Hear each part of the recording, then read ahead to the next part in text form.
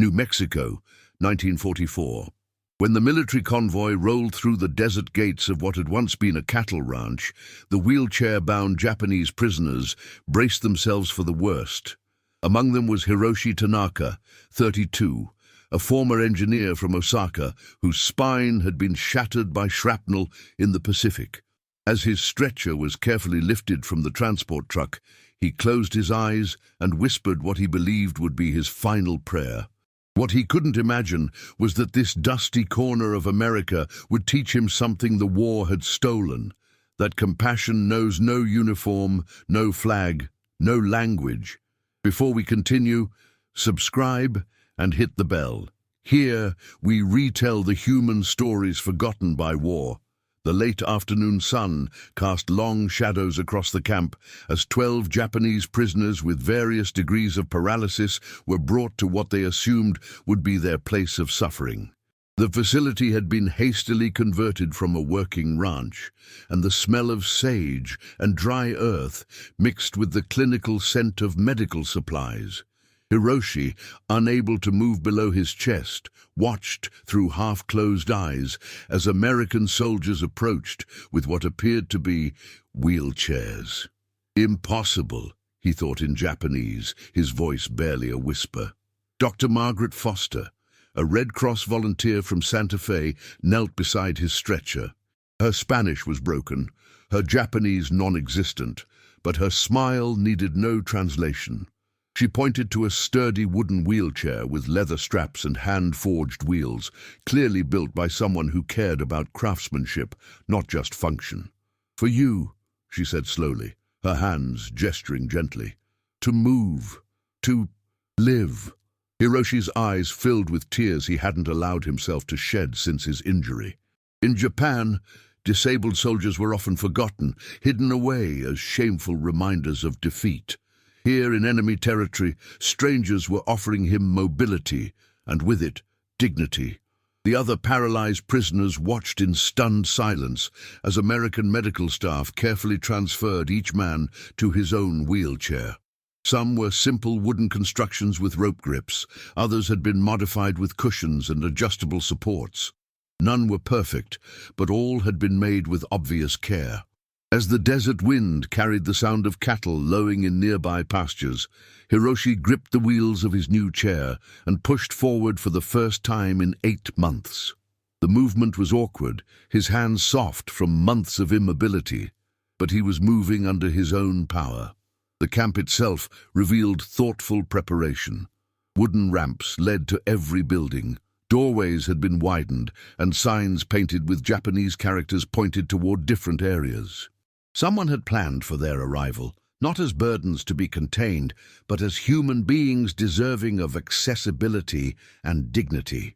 Corporal Jimmy Martinez from El Paso approached with infectious enthusiasm, speaking in a mixture of simple English and Spanish gestures. "Bathroom here," he said, pointing to a nearby building. "Food there, sleep over there. You need help. You call Jimmy, see?" As evening fell, Hiroshi found himself on the porch of the main barracks, watching the sun set behind distant mountains. Dr. Foster brought him tea, actual tea, not coffee, and sat beside him. She pointed to herself, then to him with raised eyebrows. "Margaret," she said, placing her hand on her chest. "Hiroshi," he replied quietly, the first word he had spoken to an American without being interrogated. She smiled and pointed to his wheelchair. "Good?" she asked. Hiroshi ran his hands along the smooth wooden armrests, tested the give of the leather seat. For the first time since his injury, someone was asking about his comfort, his needs, his opinion.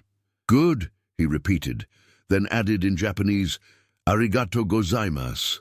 Dr. Foster didn't understand the words, but she understood the tone. She patted his shoulder gently and said, "You're welcome, Hiroshi." That night, lying in a real bed with clean sheets, Hiroshi processed the day's revelations. He had arrived expecting cruelty and found compassion. He had braced for degradation and encountered dignity. The wheelchair beneath him represented more than mobility. It represented recognition of his humanity by people who had every reason to see him as an enemy. "Why?" he asked Dr. Foster in broken English. the question that had haunted him all day. She helped adjust his grip on the wheel rims and replied simply, "Because you're human." For the first time in months, Hiroshi fell asleep without nightmares, the desert wind carrying sounds of cattle and night birds instead of artillery and screams. The morning sun filtered through canvas walls as Hiroshi woke to unfamiliar sounds, laughter echoing from the courtyard. Outside, wheelchair wheels creaked on wooden planks, accompanied by animated conversation between prisoners and guards alike. Corporal Jimmy Martinez burst through the barracks door with characteristic enthusiasm. "Buenos dias, amigos," he called out, carrying breakfast trays. "Time for comida. I mean food." Jimmy had developed an elaborate communication system combining basic English, Spanish phrases, and energetic gestures that somehow transcended all language barriers. He moved from bed to bed, helping each prisoner transfer to their wheelchair with unlimited patience, never rushing or showing irritation. Breakfast itself was another revelation. Along with standard American fare, the kitchen staff had prepared rice and miso soup, imperfect attempts at familiar Japanese foods, but the intention spoke volumes about their captors' desire to treat them with dignity rather than mere sustenance. "They asked me what you like to eat," Dr. Foster explained as she joined Hiroshi at a specially modified dining table. "I told them you were human beings with preferences, just like everyone else." After breakfast, Jimmy initiated what he called morning exercises, stretches and movements designed to maintain muscle tone in the prisoner's functioning limbs. He had consulted medical manuals and Dr. Foster's expertise, determined to help his charges maintain optimal physical condition. "Okay, Hiroshi-san," Jimmy said, using the Japanese honorific he'd learned from previous prisoners. "We move arms, yes? Strong arms for strong wheels." The exercise routine took place in the central courtyard, where wooden platforms served as parallel bars and exercise stations. Jimmy demonstrated each movement with exaggerated enthusiasm, making even the most bitter prisoners laugh despite themselves. During these sessions, remarkable transformations began. Kenji Yamamoto, the former Zero pilot who had been withdrawn since capture, started engaging with simple nods, then attempts at English words. "Strong," he said one morning, flexing his arm muscles after completing a challenging routine. "Si, very strong," Jimmy replied enthusiastically. "You are getting muy fuerte." The changes weren't just physical. Masao Fujiwara, the former teacher who had barely spoken since his injury, began asking questions about American culture. Takeshi Sato started helping other prisoners with exercises, taking pride in his ability to assist despite his own limitations. Afternoons brought practical learning sessions with Dr. Foster, times when prisoners could explore the camp, learn American customs, and practice wheelchair navigation on various terrains.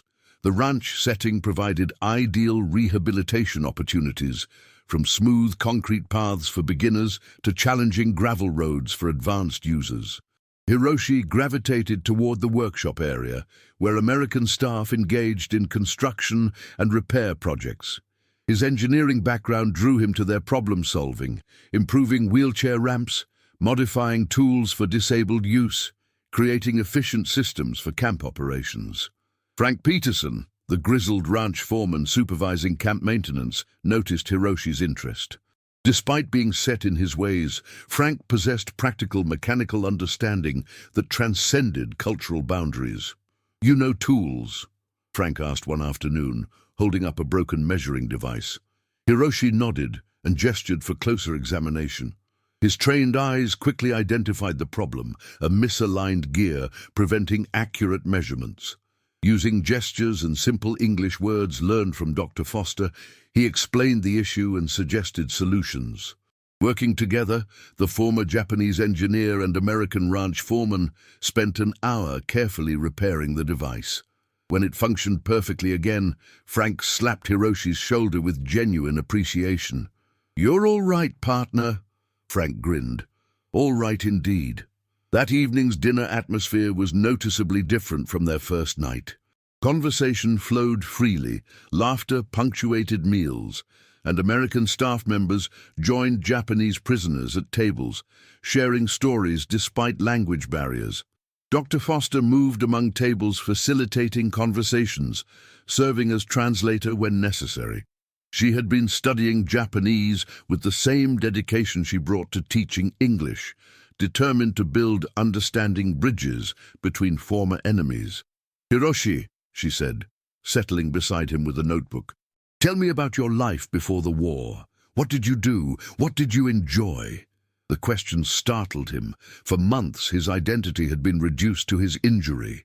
He was a paralyzed prisoner, a burden, broken military equipment. No one had asked about his dreams, skills, or humanity. "I was engineer," he said carefully in English.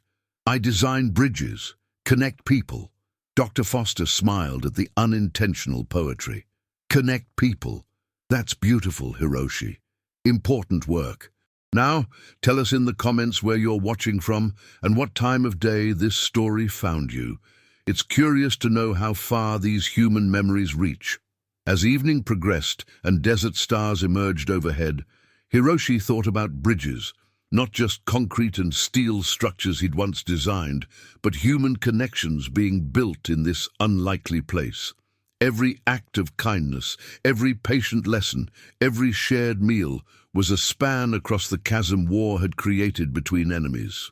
That night, settling into bed with clean sheets and a soft pillow, Hiroshi began composing a mental letter to his family in Osaka.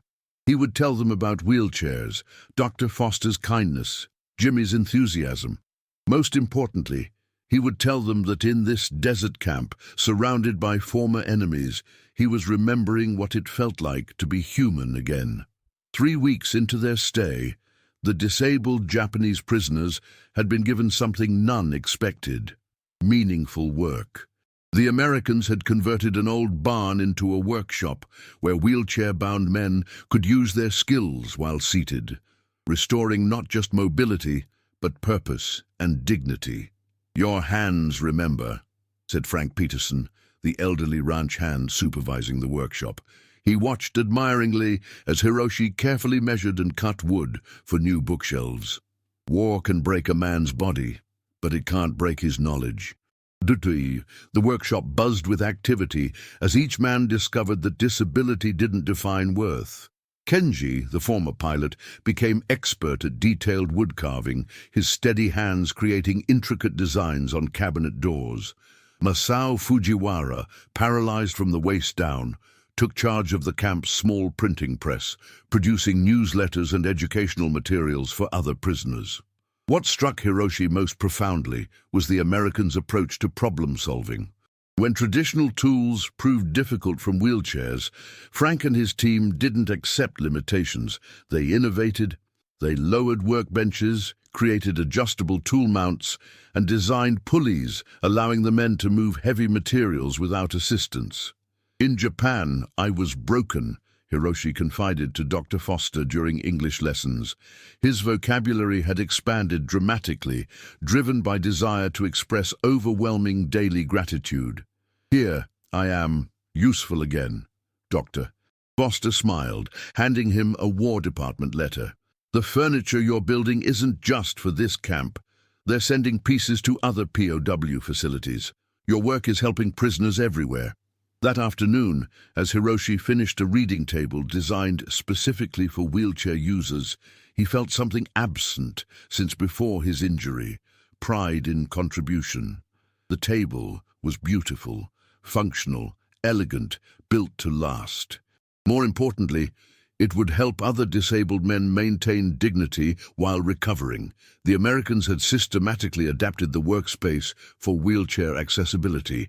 Workbenches were adjustable height, tool storage was within easy reach, and specialized clamps helped workers with limited mobility manipulate materials safely. Every modification demonstrated thoughtful planning and genuine concern for the prisoner's success. Hiroshi's first major project was a reading table that could adjust for height and angle, allowing wheelchair users to read comfortably without neck strain. The design required careful consideration of ergonomics, stability, and aesthetics. He spent hours sketching configurations, calculating stress loads, and testing prototypes. The final design featured beautifully crafted wood that tilted to various angles and adjusted height using a counterweight system hidden within the elegant base. When Dr. Foster examined the completed table, she was amazed by its sophistication. "This is remarkable work," she said. "Have you considered that this design could help disabled people everywhere?" The question planted seeds in Hiroshi's mind. As he worked on subsequent projects, specially designed chairs, adaptive tools, mobility aids, he began envisioning applications far beyond current circumstances. What if these innovations could be shared with disabled veterans returning home?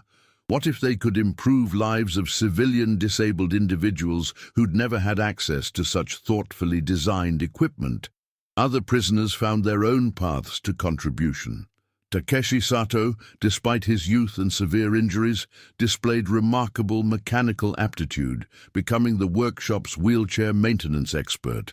He developed improvements and modifications that made chairs more comfortable and efficient for users. The workshop became the camp's beating heart. Every morning after breakfast and exercises, prisoners wheeled to workstations for several hours of productive, meaningful labor. Sounds of sawing, hammering, and quiet conversation replaced the silence that had once characterized their days. American staff frequently visited, not as supervisors, but as interested observers and occasional collaborators. Sergeant Martinez learned basic woodworking from Kenji, while Dr. Foster documented innovations for potential publication in rehabilitation journals. Work quality was extraordinary. Furniture pieces displayed elegant joinery and beautiful finishing rivaling professional craftsmen. Prisoners took enormous pride in creations, often working late into evening to perfect details that might seem insignificant to outsiders, but meant everything to artisans rediscovering creative abilities. One memorable project involved building complete dining room furniture for the mess hall.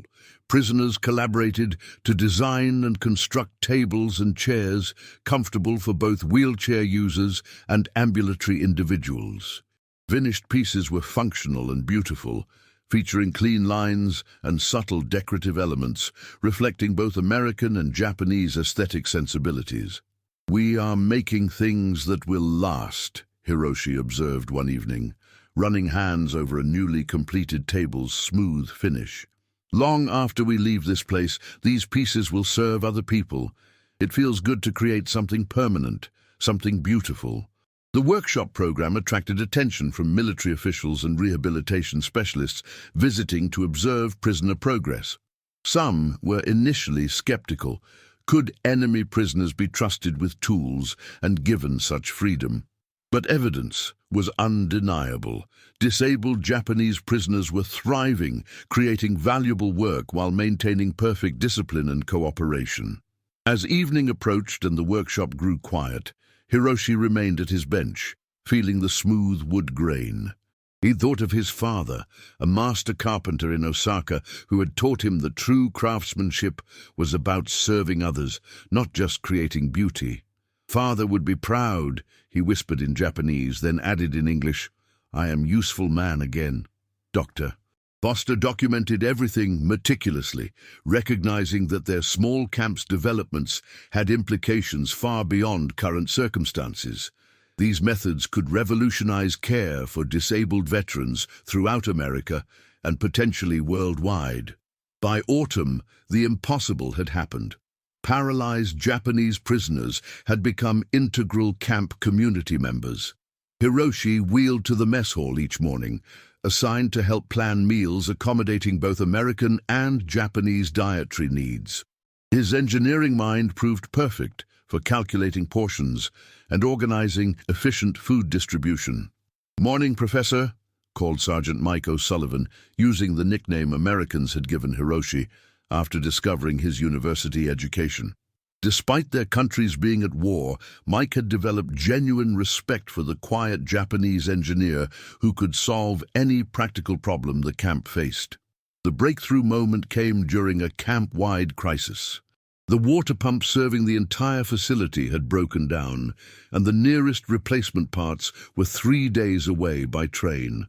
Without water, the camp couldn't function, and desert heat made the situation potentially dangerous. Hiroshi studied the broken pump from his wheelchair, his engineer's mind analyzing the problem. Using hand gestures and growing English vocabulary, he communicated his solution to Frank Peterson and the maintenance crew. With scrap metal from the workshop and precise calculations, they could fabricate temporary parts, keeping the pump running until proper replacements arrived. For 18 hours, Hiroshi worked alongside American soldiers and civilian staff, directing repair efforts from his wheelchair. His hands, steady and sure despite paralysis, guided metalwork, while his mind solved each technical challenge as it arose. When water finally flowed again, cheers erupted throughout the camp. For the first time since his injury, Hiroshi felt not just useful, but essential. He had saved the day, not despite his disability, but by using his mind and skills to overcome it. The repair project demonstrated extraordinary international cooperation under pressure. Kenji Yamamoto's precise hand skills proved invaluable for machining small parts on the workshop's lathe. Masao Fujiwara used teaching experience to organize work teams and maintain detailed repair process records. Takeshi Sato contributed mechanical knowledge to help fabricate specialized tools. Americans provided muscle power, materials, and technical expertise, complementing the Japanese prisoners' creative problem-solving approach. Staff Sergeant Chen worked alongside Hiroshi, calculating pressure tolerances and flow rates, while Frank Peterson supervised metalworking and welding operations required for replacement components. Dr. Foster served as translator and coordinator, ensuring smooth communication between team members speaking different languages. She documented the entire process, recognizing this collaboration represented something unprecedented, former enemies working together as equals to solve a crisis threatening mutual survival. The improvised pump wasn't perfect and required careful monitoring with frequent adjustments, but it worked. More importantly, the crisis had revealed the depth of bonds forged between former enemies. When faced with challenges threatening everyone's welfare, nationality and former enemy status became irrelevant. What mattered was skill, dedication, and willingness to work together toward common goals. That evening, the camp held an impromptu celebration.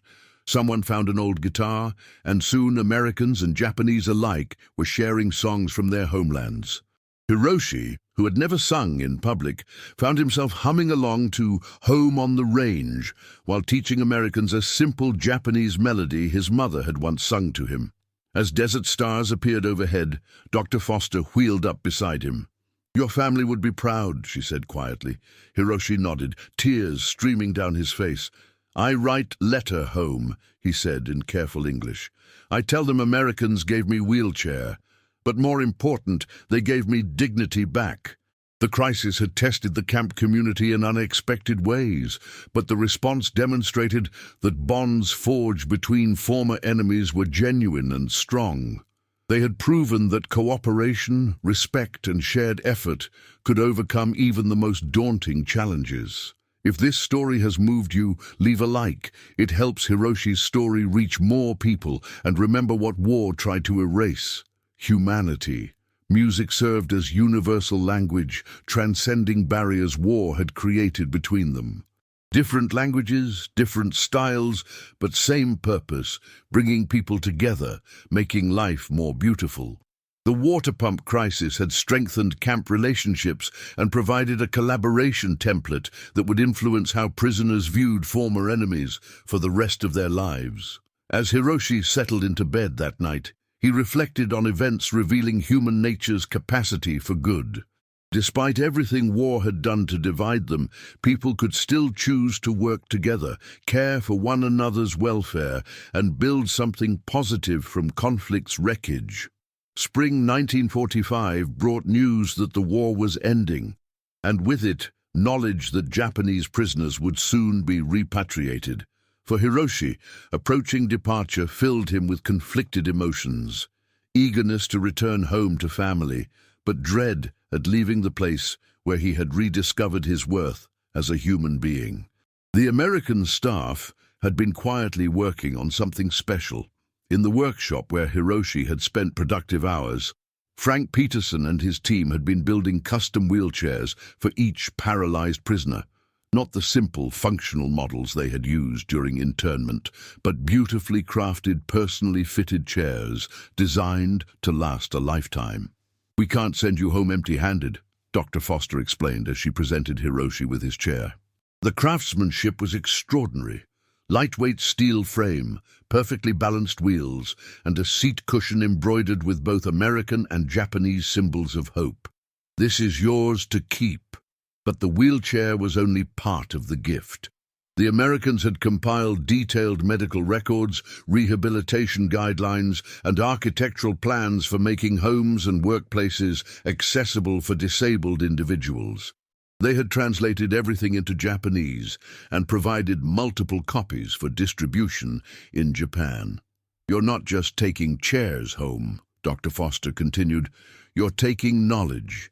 You can help other disabled veterans in Japan live with dignity." Each wheelchair was individually designed to meet specific needs and preferences of its intended user. Hiroshi's featured a frame carefully engineered for maximum strength while minimizing weight.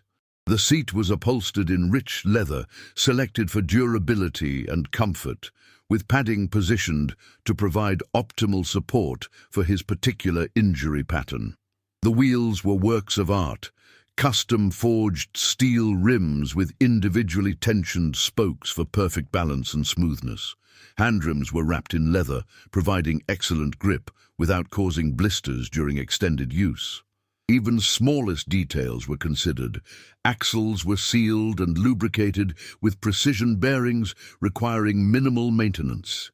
Dr. Foster had also compiled architectural plans and engineering specifications for creating accessible homes and workplaces in Japan. Drawing on Hiroshi's engineering expertise and input from other prisoners, she had developed detailed blueprints showing how traditional Japanese buildings could be modified to accommodate wheelchair users without compromising cultural authenticity or aesthetic appeal. As Hiroshi ran his hands over his new wheelchair, he thought about the journey that brought him here. He had arrived as a broken prisoner of war, expecting cruelty and finding compassion instead. He was leaving as an advocate for disabled rights, equipped with both practical tools and newfound confidence. The night before departure, the entire camp gathered for a farewell ceremony. Hiroshi, speaking in the clearest English he had managed since arrival, addressed the assembled crowd. "When I came here, I was not man anymore. I was broken thing. You gave me wheelchair, yes, but more important, you gave me dignity. You showed me that disabled man can still be useful man, still be good man. I go home now not as prisoner, but as teacher. I will teach Japanese people what Americans taught me. Compassion has no enemy." The farewell preparations included memory books containing photographs of their time at camp, letters from staff members, and mementos from collaborative workshop projects. Hiroshi's memory book included photographs of furniture he had designed and built, technical drawings of engineering innovations, and heartfelt letters from friends who had become genuine companions rather than mere guardians. Frank Peterson's letter was particularly moving. "Hiroshi, when you first came here, I saw a broken man in a wheelchair. Now I see an engineer, an artist, a teacher, and most importantly, a friend. You taught me that disability doesn't diminish a person's worth, it just changes how they contribute to the world." The next morning, as transport trucks prepared to take prisoners to Los Angeles port, Hiroshi took one last look around the camp that had transformed his life. He gripped the wheels of his new chair and pushed forward into an uncertain future. But for the first time since his injury, he faced that future with hope. Years later, Hiroshi would establish Japan's first rehabilitation center for disabled veterans, directly modeled on programs he had experienced in New Mexico. The wheelchairs built by American hands served dozens of Japanese men, but more importantly, the lesson of dignity and compassion served thousands. As the truck pulled away from camp, Hiroshi waved goodbye to Dr. Foster, Frank Peterson, and all the Americans who had given him far more than mobility. They had given him back his humanity. In his lap sat a wooden box containing letters from every American staff member who had worked with him, each signed "Your Friend" rather than "Your Captor." Subscribe to the channel, leave a like, and tell us in the comments which part touched you most. Because sometimes peace begins when we retell the past with empathy. The desert stretched endlessly ahead, but Hiroshi was no longer afraid of the journey. He carried with him not just physical gifts from American friends, but a transformed understanding of human nature and social responsibility that would influence disability rights movements throughout Asia and eventually around the world.